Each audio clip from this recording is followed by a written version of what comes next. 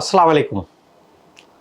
ত্বকের চর্চার জন্য শশী স্কিন কেয়ার একটা আদর্শ স্থান। আজকের বিষয় মোল, আঁচিল বা ফ্রিকেল। আমরা শরীরের বিভিন্ন অংশে হলেও সাধারণত মুখমণ্ডলে কালো কালো বা বাদামি বর্ণের ছোট ছোট আকারের 6 মিলিমিটারের কম বেশি ডায়ামিটার গোল বা ডিম্বাকৃতির যে দাগ দেখতে পাওয়া যায়, এটাই মোল বা ফ্রিকেল। ফ্রিকেলটা সাধারণত ত্বকের সাথে মিশে থাকে, মোলটা উঁচু হয়ে থাকে। এই সংখ্যাটা জন্মের সাথে সাথে আমাদের দেহে মোল হতে পারে, বয়স বাড়ার সাথে সাথে হতে পারে, বা অ্যাডাল্ট এজেও হতে পারে, টিন এজেও হতে পারে। মোল সাধারণত 20টা থেকে 40টা বা 45টা পর্যন্ত নর্মাল। যদি সমস্ত দেহে 50টার বেশি মোল থাকে তাহলে দুশ্চিন্তার কারণ। কেন দুশ্চিন্তা?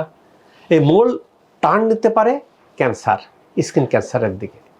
সেই জন্য অভিজ্ঞতা সম্পন্ন ডক্টরের শরণাপন্ন হওয়া উচিত। এখন মোল হয় কেন?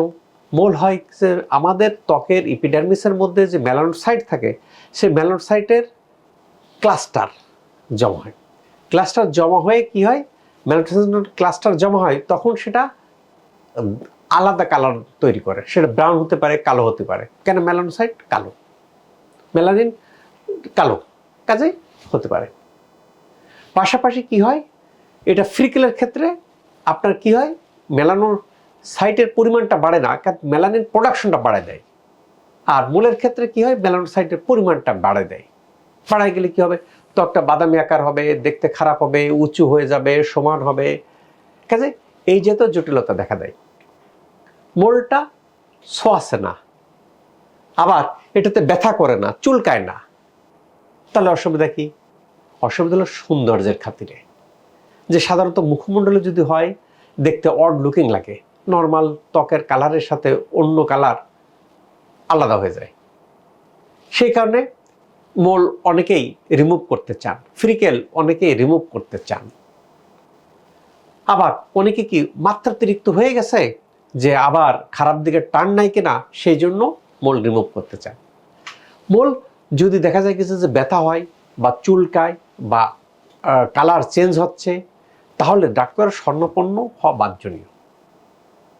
মোলের মাঝখানে যদি হেয়ার থাকে, লোম থাকে, তাহলে ডাক্তারের শরণাপন্ন হওয়া বাঞ্ছনীয়। স্যার মোল নিতে হয়তো কিছু বললেন, মোল ভালো হবে কিভাবে? মোল ভালো হওয়ার ক্ষেত্রে যেটা কতগুলো ট্রিটমেন্ট পদ্ধতি আছে। যেমন আপনি ক্রায়ো সার্জারি করতে পারেন, ইলেকট্রোকটারি করতে পারেন, লেজার নিতে পারেন।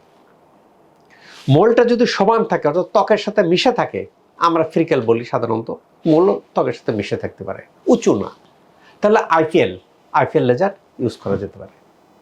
মোলটা যদি উঁচু হয়, তাহলে সেই ক্ষেত্রে CO2 carbon dioxide fractional laser বা মেডিকেল গ্রেডের লেজার ব্যবহার করা যেতে পারে। কাজে ত্বকের এই জাতীয় সমস্যা দূর করার ক্ষেত্রে কোথায় যাব স্যার? স্যার আমি তো পাশের ট্রিটমেন্ট নিচ্ছি, নেন। যদি ভালো না হন, কোথায় আসবেন? শশী। এই ক্ষেত্রে সুবিধা কি, যে ঢাকাতে থাকার প্রয়োজন পড়ে না। ঢাকার বাইরে যারা আছেন তারা দিনে আসে, দিনেই ট্রিটমেন্ট নিয়ে চলে যেতে পারেন। কেন?